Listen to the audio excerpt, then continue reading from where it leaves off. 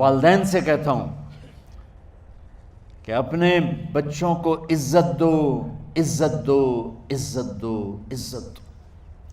پھر آپ سے زندگی کے بڑے فیصلے ہیں شادی، اب لوگ اکٹھے پڑھتے ہو لڑکے لڑکیاں، اپنی شادی کے فیصلے خود نہ کرو، اپنے ماں باپ کے حوالے کرو، اس میں شرافت بھی ہے، اس میں برکت بھی ہے، اس میں رحمت بھی ہے، اور اس میں والدین کی دعائیں بھی ہیں۔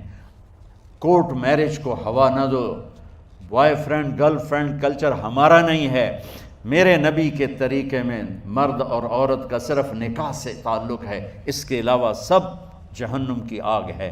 اور والدین سے کہتا ہوں کہ اپنے بچوں سے پوچھ کے رشتے کرو، زبردستی مت کرو۔ میرا معاشرہ بہت سنگین قسم کے جرم کا شکار ہے، بچوں پہ مسلط کر دیتے ہیں، ایتھے ہی کرنی ہے، ایسے جٹائیں چی کرنی ہے، بٹائیں چی کرنی ہے، پتہ نہیں آئے کتوں ہیں جٹ بٹ۔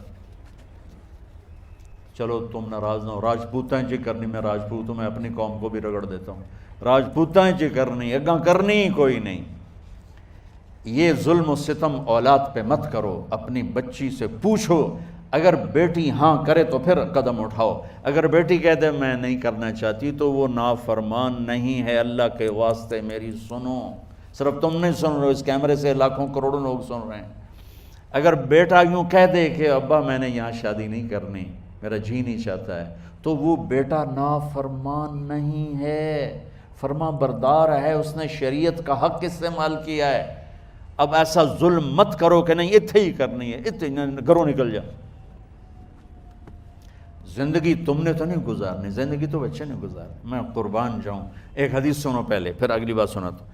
ما تزوجت وما زوجت الا بوحی من السماء نزل به جبریل۔ لوگو سنو، میں نے جہاں شادی کی، میں نے جہاں بیٹی کی شادی کی، پہلے آسمان سے جبریل فرشتہ اللہ کا حکم لے کر آیا، پھر میں نے قدم اٹھایا۔ سمجھ گئے میری یہ بات سمجھ گئے سارے؟ اب اگلی سنو۔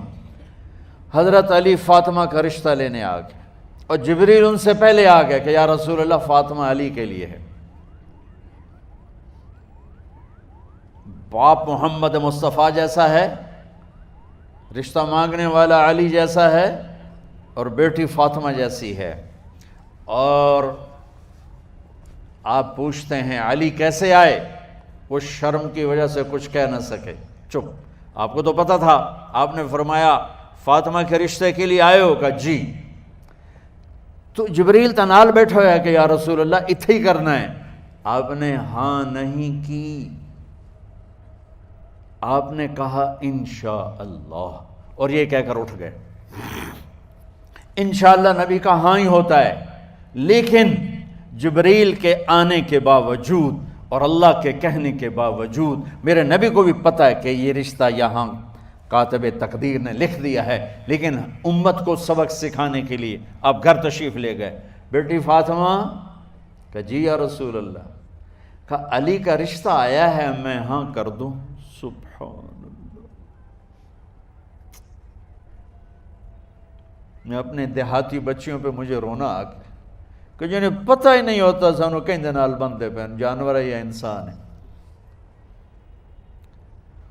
علی جیسا داماد، چلو علی کو چھوڑو، فاطمہ کو چھوڑو، جبریل آیا بیٹھا ہے، جبریل آیا بیٹھا ہے۔ اس کے بعد فاطمہ سے پوچھنے کی کیا بات؟ جبریل آ کر کہہ رہا یا رسول اللہ، اللہ کہہ رہا فاطمہ علی کے لیے ہے اور علی فاطمہ کے لیے ہے، اور پھر آپ کہتے ہیں بیٹی فاطمہ ہاں کر دو؟ ہماری تو آج کی بیٹیاں انکار نہیں کرتی، چپ کر کے گاں ماش طرح بن چھڑ دین قلعے نال۔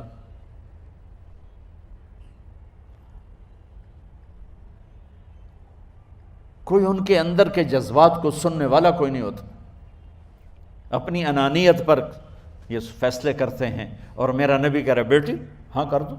سبحان اللہ۔ آپ کا کیا خیال ہے، فاطمہ نے انکار کرنا تھا؟ یہ تو یہ بیٹیاں نہیں انکار کرتی تو فاطمہ نے کہاں کرنا تھا؟ لیکن یہ سبق دینا تھا ان والدین کو جو نادانی میں نادانی کے فیصلے کر کے اولاد کو ہمیشہ ایک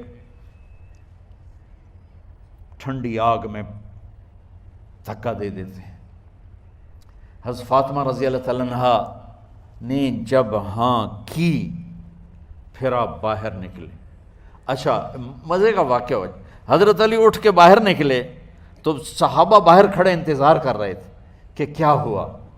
حضرت علی کو بھیجنے والے تھے عبد الرحمن بن عوف، پہلے ابو بکر گئے تو آپ نے انکار کر دیا، عمر گئے رشتہ مانگا، آپ نے انکار کر دیا، عبد الرحمن بن عوف نے علی سے کہا آپ جائیں، آپ کا رشتہ رد نہیں ہوگا۔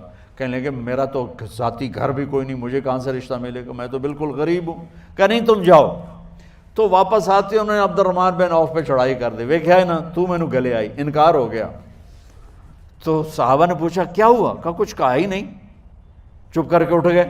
تو عبد الرحمن بن عوف کہنے لگے کچھ بولے صحیح، کہ بس اتنا کہا انشاءاللہ، کہا تو مبارک ہو، نبی کا انشاءاللہ ہاں ہوتا ہے۔ کہا اچھا، تو اتنے میں آپ باہر تشریف لے۔ کہا علی، کہا جی، کہا لو بلاؤ، لوگوں کو بلاؤ۔ ساری مسجد بھر گئی، آپ کے ساری مسجد فل ہو گئی۔ آپ ممبر پہ کھڑے ہوئے علی کو سامنے بٹھایا، کہا لوگو یہ جبریل میرے پاس اللہ کا پیغام لائے ہیں کہ میں فاطمہ بنت محمد کا نکاح علی کے بن ابی طالب کے ساتھ کر دوں۔ پھر آپ نے خطبہ پڑھا اور کہا کہ علی، ہائے ہائے ہائے، میں نے فاطمہ بنت محمد کو 400 درہم مہر کے عوض تیرے نکاح میں دیا، تو نے قبول کیا؟ حضرت علی نے زور سے نعرہ لگایا میں نے قبول کیا، اور سجدے میں چلے گئے، اللہ کا شکر کا سجدہ ادا کیا۔ پھر میرے نبی نے وہیں سارے مجمع کو شہد کا شربت پلایا اور تازہ کھجوریں کھلائیں۔ اور پھر جب رخصتی ہوئی تو آپ نے حضرت علی سے فرمایا کہ آپ آ کے لے جاؤ۔ پھر آپ نے حضرت ام سلمہ، حضرت حفصہ اور جناب حضرت عائشہ رضی اللہ تعالیٰ عنہ، ان تینوں کو بلا کر فرمایا تمہیں پتہ ہے نا مجھے فاطمہ سے کتنا پیار ہے، تو تم فاطمہ کو دلہن بناؤ، اس کی تیاری کرواؤ، اسے دلہن بناؤ۔ تو ان تینوں نے حضرت فاطمہ کو دلہن بنایا۔ پھر آپ نے حضرت علی کو پیغام بھجوایا، وہ تشریف لائے، اپنی اونٹنی لے کر آئے، حضرت عقیل ساتھ ہے، سلمان فارسی ساتھ ہے، اور دروازے پر اونٹنی بٹھائی، آپ علی کو اندر لے گئے اور یوں فاطمہ کا ہاتھ پکڑ کے علی کے ہاتھ میں دے کر فرمایا علی تمہیں نبی کی بیٹی مبارک۔ سبحان۔ پھر آپ نے کہا میری بیٹی فاطمہ، مجھے اپنے خاندان میں جو سب سے زیادہ محبوب تھا میں نے تیرا ہاتھ اس کے ہاتھ میں دے دیا ہے۔ والدین سے کہتا ہوں اپنے نبی کی زندگی پڑھو۔ میرا درد ہے کہ ہماری ثقافت میں اسلام داخل نہیں ہوا، ہمارے عبادت میں اسلام آ گیا، بہت سارا مجمع مرد عورتوں کا نمازی ہے، حاجی ہے، عمرے کرتے ہیں، لیکن ثقافت میں نبوت کی جھلک دکھائی دے، ثقافت میں اللہ کا نبی دکھائی دے، وہ نہیں ہے۔ زندگی بیت گئی اس انتظار میں، مدت سے لگ رہی تھی لب بام ٹک ٹکی، تھک تھک کے گر گئی نگہ انتظار آج، پتہ نہیں کب صبح ہوگی۔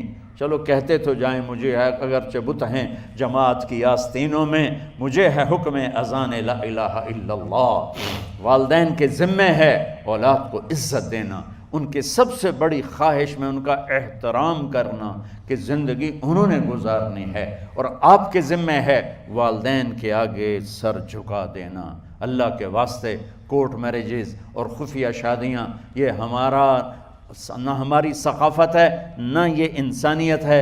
ہمیشہ دکھ دردوں میں زندگی گزرتی ہے کہ اصل زندگی تو موت کے بعد آنے والی ہے۔